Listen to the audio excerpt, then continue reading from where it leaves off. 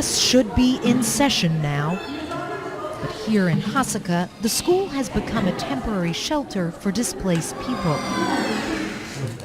In one classroom, we meet Ibrahim Hassan. The Kurdish father of 5 tells us he was forced to flee his home in Ras Al Ain with his children when the Turkish military operation began.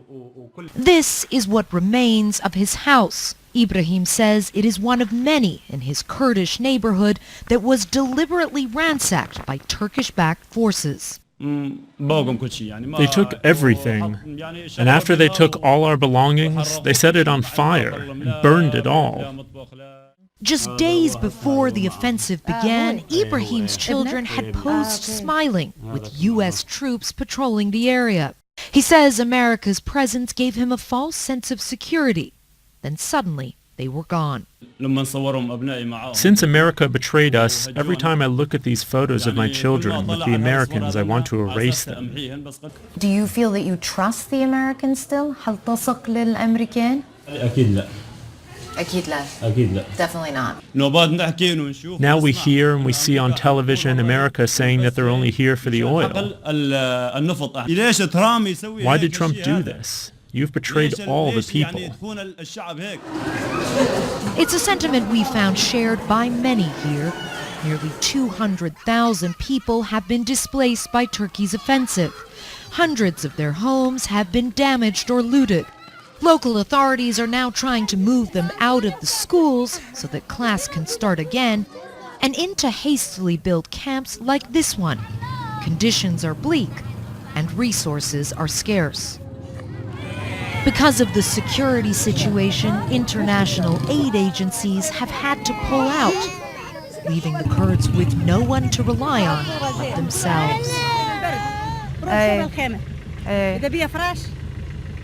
So she's saying it's really difficult here because it's very cold, especially at night. They don't have enough food, they don't have electricity, and the water's not good. Camp organizers say there are 3,000 people living here now, with more arriving every day.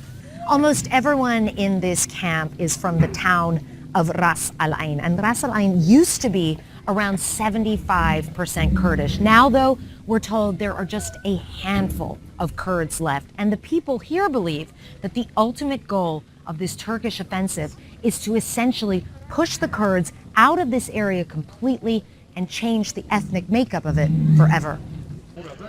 Turkey has done little to alleviate their fears. As the Kurds have poured out of these areas, Arabs have been bussed in.